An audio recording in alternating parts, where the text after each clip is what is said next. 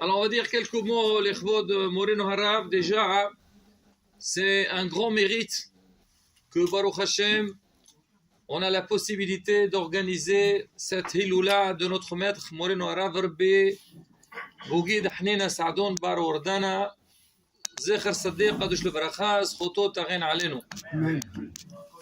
Baruch Hashem, tous les ans, on fait cette hiloula, on parle des shvahim de notre maître, mais chaque année on découvre encore des histoires et des témoignages. Alors ce soir, je vais rapporter un témoignage, pas de n'importe qui. C'est vrai, nous, quand on nous parle, Rabbi Bougid Qadosh Alion, c'est vrai, on l'a vu, on a vu des choses en lui qui sont très très impressionnantes. Mais là, c'est son maître, Rabbi Rahamim Hayahouita Cohen, c'est lui qui parle. Alors, je ne vais pas vous lire toute la lettre. Alors, j'ai lu la lettre dans le livre Ehesebo, qui est écrit par Rabbi Ephraim Haddad, un Talmid Hacham. Il a amené pas mal d'histoires, des témoignages sur Moreno Harab Rabbi Bougid Sadoun. Et entre autres, il a rapporté une lettre que Rabbi Houita avait envoyée à Rabbi Bougid. Vous savez que Rabbi Houita, lui, c'était le maître de tous les rabbanim de la dernière génération.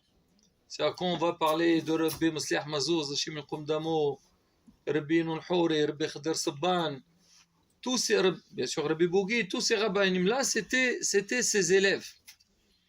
Et lui, le pauvre, il a énormément souffert dans sa vie pour des problèmes de santé.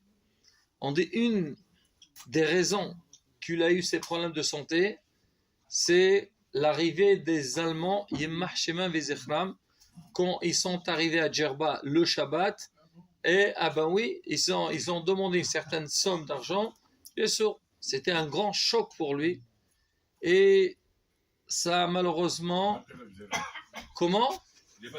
Non, pas les Batel d'Axera. Donc le fait qu'il a eu cette angoisse-là, donc cette arrivée des Allemands, donc ça l'a fait très peur. C'est pour ça qu'on dit aujourd'hui, il faut travailler sur la simha, il faut être joyeux. Pourquoi on demande beaucoup la simha? Déjà, Hachem, il demande, il doit Hachem bisimha. Et Hachem, il nous critique. Il nous dit, alors on dit, le fait qu'on n'a pas servi avec simha, Hachem, il n'est pas content. Ça déjà, c'est par rapport avec Hachem. Même au niveau de la santé, quelqu'un qui est tout le temps dans les angoisses, dans la détresse, dans les soucis, alors il s'use tout seul. C'est comme ça. C'est comme ça, c'est marqué. Alors, et combien les rabbanim ils parlent de ça? C'est vrai, aujourd'hui, Baruch Hashem, on a un mérite. Il y a beaucoup de rabbanim qui parlent sur Simhat Hayim, sur la joie. Mais si on cherche, on regarde dans les sources, dans les tfilos qu'on fait tous les matins, on parle de ça. Adon Olam Ashir Malach, voir la grandeur d'Akadosh Baruch Hu, tout le bien qu'il nous fait Hachem, déjà ça, c'est une grande assurance, ça nous rassure. Mais bon, l'être humain, il est comme ça. L'homme, il est faible. Alors lui, Moreno Harab, s'est rapporté quand les Allemands, ils sont venus à Djerba, c'était un samedi, c'était un Shabbat, et ils avaient demandé qu'on amenait donc 50 kilos d'or. Et, ah oui, bon, tu connais pas l'histoire. Il faut, bon, ça c'est à l'occasion. Bah oui, c'est qu'on histoire avec Rabbi Khalfon. Oui. Si tu veux, j'ai une bande dessinée de notre ami Benjamin Fenech. Alors, ouais, c'est en hébreu et en français, il raconte toute l'histoire. Ah ben oui. Bon, écoutez, on ne va pas changer de sujet, on va rester avec mon Rabbi Houita. Et bien sûr, ça l'a fait beaucoup de tsar. Déjà, le sort de la communauté, c'est pas évident. Il dit, si vous n'amenez pas cet argent, Hazvi Shalom, le Aleno, c'est une xéra pour la communauté, et ça fait peur de voir donc Ser Shaim là arriver. On imagine un petit peu donc la situation et l'ambiance qu'il y avait à ce moment-là. Et lui, alors Rabbi Houita, il était beaucoup au nord de la Tunisie, à Hammam el-Anf. Il y avait là-bas des sources d'eau, et il y avait donc des ma'anim, comme on dit, Hamed Veria et tout ça. Et donc, le pauvre, il était fatigué. Et à la fin, il est parti en Israël. Il est arrivé à Moshav Brechia. Et lui, malgré donc la distance qui le séparait de sa communauté et de ses élèves, il avait toujours des contacts avec la communauté, avec ses élèves. Alors, la lettre qu'il écrit, regardez, quand il parle avec Rebbe Bougid, au début, il dit Yedidenu, notre ami. Et comment ça, c'est la force. C'est comment ces rabbinim-là, quand ils parlent, comment ils ramènent Yedidenu, mon ami. Même si c'est un élève, Rebbe Bougid, il a honte. On a vu ça quand on étudiait avec lui. Il avait honte de regarder la photo de Rebbe Houita qui était sur la Koupat Tzedaka. Oui, on lui a posé la question. Toujours, j'ai vu Rebbe Semah, les témoins, il dit il était avec lui 3 heures de temps et il n'a pas pu voir la couleur de ses yeux. Pour dire quoi, quand il parle toujours, on le connaît. Ceux qui l'ont connu, ils savent c'est qui Rebbe Bougid avec sa anava et sa modestie. Et quand on étudiait avec lui, il était assis et nous on était en face, il avait la tête basse. Une fois, il y avait un des avrechim, il a dit Rav, il a osé poser la question. Alors, comment tu veux que je lève mes yeux et mon Rav il est en face de moi? Quoi, mon Rav est en face de toi? Nous, on était rabbanim, on était élèves. Il a dit non, tu regardes la photo de Rebbe Houita, elle est en face de moi. Moi, je ne peux pas le voir. J'ai peur de voir mon Rav. D'accord, ça c'est l'Akhdoucha de Rebbe Houita. Alors quand il parle avec Rebbe Bougid, parce que justement, il y avait beaucoup de psychologie dans sa lettre, il dit Deno, il dit Harab Gaon, Kvod Moreno, Harab, il dit pas Gaon, c'est nouveau à Gaon. Mais il disait donc Hacham Shalem, et alors regardez comment il commence son courrier. Samahti, je me suis énormément réjoui d'entendre que Keter, Kvod Torato, il a accepté, il a commencé à enseigner la Torah aux enfants, aux élèves de l'Hara, donc de la communauté juive de Djerba. Rebbe Bougid, alors on sait tous que, avec tout ce qu'il a fait, il n'a jamais voulu recevoir un centime pour l'enseignement de la Torah. Il dit de la même manière que Moshe, il a enseigné gratuitement, lui aussi. Donc lui, il ne voulait pas prendre.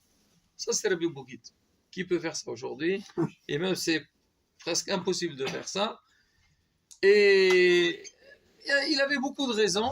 Et à un moment donné, pratiquement, on a trouvé un moyen pour que Rebbe Bougid accepte d'enseigner, même pour que Rebbe Bougid prenne des postes et que lui, il ne prenait rien du tout. C'est-à-dire, il a pris ces tâches-là, mais sans être rémunéré. Et le Rav, il a dit, je suis très très content, quelle joie j'ai d'entendre que tu as pris en charge des élèves et tu commences à enseigner la Torah. Et le Rav, il a parlé de l'importance de celui qui enseigne la Torah aux Béni Israël, aux enfants de Am Israël. Il lui a dit, sa place, elle est très importante, au point qu'on dit, déjà, celui qui enseigne la Torah à un enfant comme s'il a enfanté. Il est considéré comme si c'était son fils. Ça, c'est une chose. Et la place qu'il a, il lui rapporte les paroles de Rabbi Ishaq Lombroso. Donc, c'était un grand Talmid Chacham à Tunis. Lui, dit que dans le ciel, Akadosh Baruch Hu, il réserve un Echal, une place spéciale pour ceux qui enseignent la Torah aux enfants de Am Israël. Pour lui dire quelle chance que tu as d'accepter et que tu es en train d'enseigner la Torah et développer la Torah dans l'Am Israël. Et il lui dit que moi, c'est-à-dire moi, Rebbe Houita, malheureusement, quand il voit ça, j'étais quelque part privé de ça par rapport à ces problèmes de santé et j'ai un grand tsar de ça, mais quand je sais que mes élèves font le travail, ils enseignent aux enfants juifs, ça me réconforte et ça me donne une grande simha. Baruch Hashem.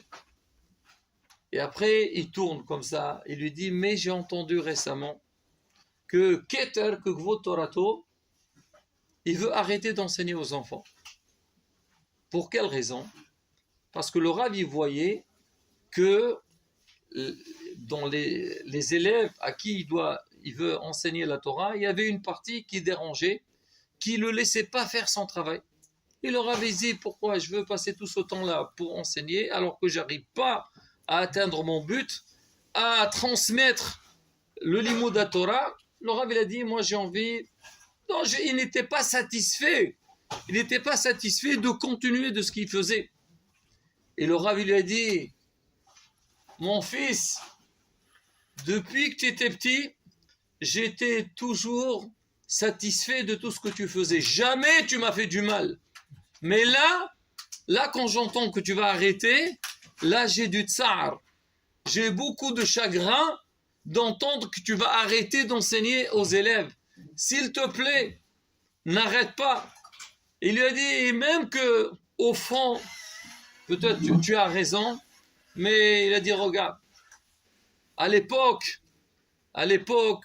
même ceux qui savaient lire que Aleph Bet, ils avaient beaucoup d'Irat Shamaim.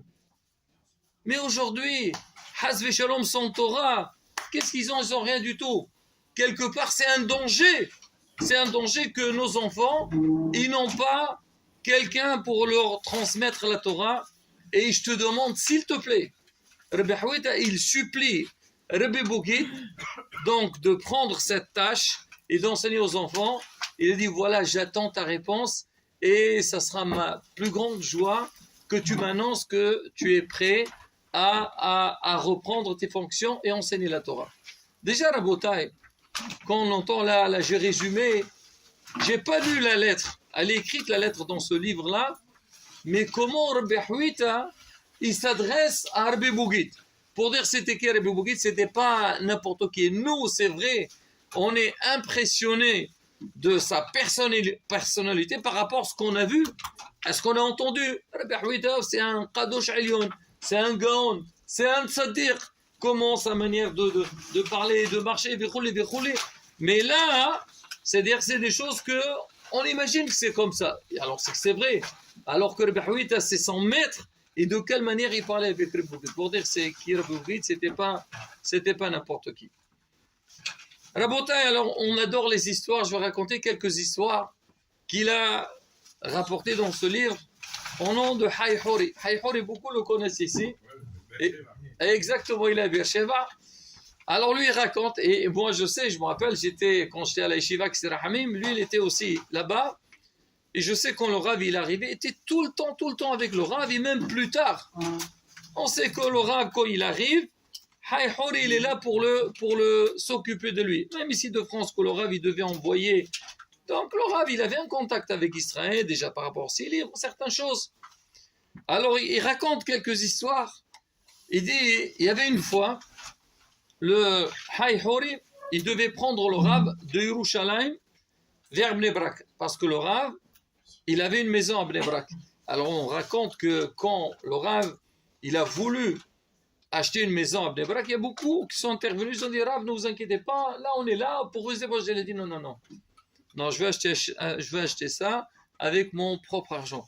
Et je me rappelle une fois, on était parti, moi et Rabbi Gabriel Srossé, d'Akhir Latov. On est parti, on est venu, on savait que le Bougid, il était à Bnei Brak. On est entré, mais on a vu quel simha qu'il avait. Lui, pour lui, il s'est levé, et lui, il a commencé à nous servir, à nous donner à manger, des trucs. Pour lui, Kvod Torah, pour lui, c'était les ma'la mehakol. Les ma'la mehakol. Alors, il était à Hay Hori, il devait amener le Rav de Yerushalayim à Bnei Brak. Et dans le chemin, la voiture, elle tombe en panne. Alors, Hay Hori, il dit Rabbi Bougit, il dit Rabbi,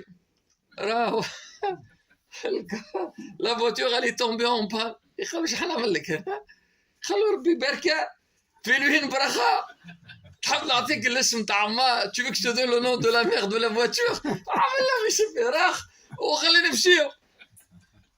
Même pas 12 secondes plus tard, la voiture elle a commencé à rouler tranquillement. Ils sont allés jusqu'à Bnei Brak vraiment sans aucun problème. Une autre fois, Hay Hori devait amener donc le Rav, il devait l'amener d'Yerushalayim à Bnei Brak et de Bnei Brak à Beersheba. Et quand il a commencé à conduire, il a réalisé que les freins ne fonctionnaient pas. Imaginez-vous la bataille, surtout quand tu sors d'Yerushalayim, avec l'Avtadeka, sans frein, Rabbi le Zina. Alors, il est en plat. Il a commencé à conduire. Et il a dit, ils sont partis à Bnei Barak, ils sont arrivés jusqu'à Beersheba. Et ils n'ont rien eu. Dès qu'ils sont arrivés, il est parti l'amener chez le garagiste. Et il lui a dit, dis-moi, avec cette voiture, tu as voyagé de Yerushalayim, Bnei Barak. Il a dit, oui. Il a dit, écoute, vous êtes des malachim, vous n'êtes pas des êtres humains. C'est pas possible. Donc, rouler de Yerushalayim, Bnei Barak, Beersheba, sans frein, ça c'est un corps à Lyon, c'est pas possible. Et il a dit, il a jette-moi cette voiture, je vais changer autre chose. Pour dire, regardez, c'est quoi la Kedusha? Tout dans la discrétion. C'est vrai, des histoires comme ça, alors qu'on les entend, on a entendu des histoires comme ça, on fait je sais pas, mais on fait des films de ça. Il y a eu plein, et c'est vrai, on avait vu des histoires comme ça. Avec Rabbi Haim Houri, quand il devait passer avec un grand embouteillage, comment la voiture, avec Hanina Trabalsi, comment il ne pouvait pas passer, c'était trop tard. Avec Rav Audi Yosef, il devait aller, l'heure de la Shkia devait passer, en quelques minutes, ils sont arrivés, plein d'histoires comme ça. Mais Rabbi Jacob, lui, c'est une imitation. Mais en tous les cas, c'est des histoires réelles. Là, il est témoin, et voilà. Haïhouri, on peut l'appeler, raconte. Alors, l'Akhdoucha du Rav, c'est vrai, des fois, il y a certaines choses que Pshoté Ha'am, ils font. Donc, nous, les gens simples, on fait parce que on ne connaît pas. Des fois, parce qu'on ne connaît pas, donc on fait attention à tout. Mais même le Rav, vu qu'il était dans un monde qui fait attention, lui aussi, il est comme monsieur tout le monde. Alors lui, jamais il voyait un papier écrit en hébreu, il le jetait. Comme nous toujours, avant on voyait un papier, même dans un cahier, on l'embrassait. Même, alors il raconte, même les timbres israéliens, il les mettait de côté. C'est marqué en hébreu, il ne voulait pas les jeter. C'est notre chat. Ça c'est, qu'est-ce que tu veux, c'est comme ça. Il y avait une fois... Et Haïhouri, toujours, lui, s'occupait, tout ce que le Rav avait besoin, mais c'est un mérite, Rabotai. C'est pas rien, c'est un grand srout. Et les srouillotes, il faut savoir, comment on dit, les accrocher. Des fois, au début, on pense, mais c'est des mérites. Alors, une fois, et toujours le Rav, il avait de la gniza, et Haïhouri prenait cette gniza-là, et il envoyait, je sais pas, ce qui est bon, on sait quoi faire. Un jour, le Haïhouri, il recevait un grand carton, Rabbi Khalou Hada Gniza, le Wahf al Gniza. Il a reçu, il a dit quoi? Déjà, il vient 2 fois par an en Israël. Il a tout cette Gniza, c'est quoi cette histoire? Bon, il a ouvert. Et il ouvre le carton, qu'est-ce qu'il voit? Il voit à l'intérieur un très grand cadre, mais vraiment cadre très beau, qui coûte très cher. Il regarde qu'est-ce qu'il y a? Il y a dedans une menorah, et dessus c'est marqué l'Echvod Moren Rabbi Atirto Sheno. Et tous les shvahim qu'on donne à des grands rabbanés, Rabbi Bougit Sadoun. Un cadeau pareil, le Rav il va le jeter. Peut-être le pauvre il n'a pas fait attention. Je vais lui demander. Et il appelle le Rav, où il le voit, il dit Rabbi, tu m'as envoyé un carton, tu m'as donné un carton pour jeter. Qalo Gniza. Qalo Rabbi, je sais pas, je trouvais que ce cadre-là, et il y a quelque chose. قالوا déjà qui t'a dit de l'ouvrir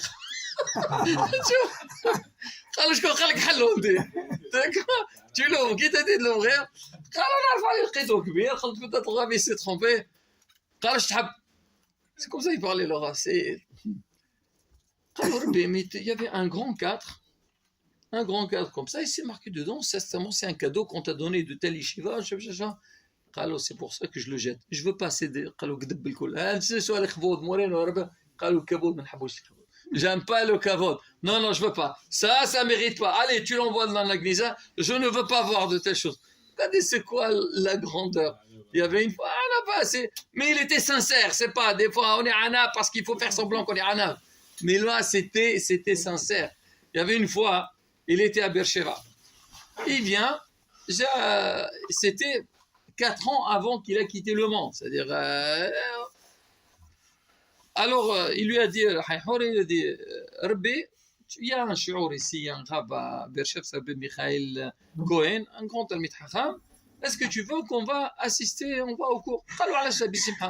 Et bien, le rabbin, même quand il venait à Kisser Hamim, Rabbi Mazouz Shlita, il raconte dans son sefer, quand le rabbin venait à l'Yeshiva Kisser Hamim, il entrait dans son shiur.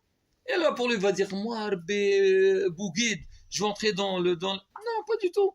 Torah, il venait, il se mettait dans un coin, il écoutait les shiur, il disait rien du tout. Et des fois, il raconte Rabbi Meir, il dit des fois, il donnait des petits harot, et Rabbi Meir, il a écrit son livre.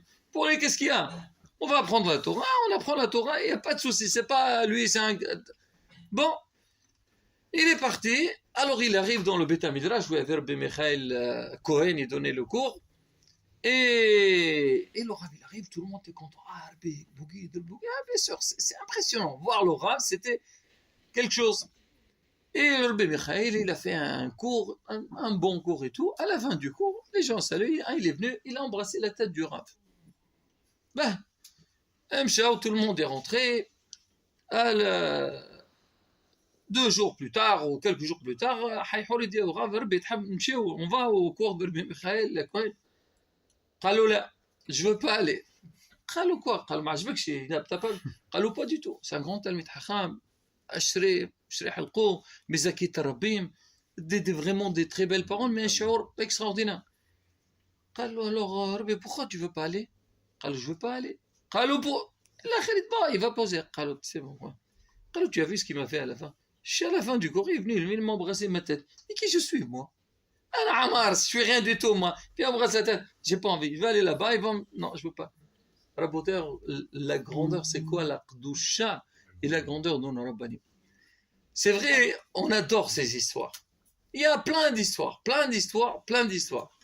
Mais ce qui est le plus important, et même si on va poser la question, Rabbi Bouguid, Zecher Sadeh Kadosh le Bracha.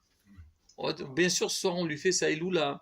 Et Baruch Hashem, partout, il y a une chose que Baruch Hashem, on l'a remarqué, c'est vrai qu'à la base, alors où on fait la Iloula de Moreno Arabe, donc à Paris, à la Gigi, et à Djerba, et en Israël, je me rappelle, ils s'organisaient pour faire.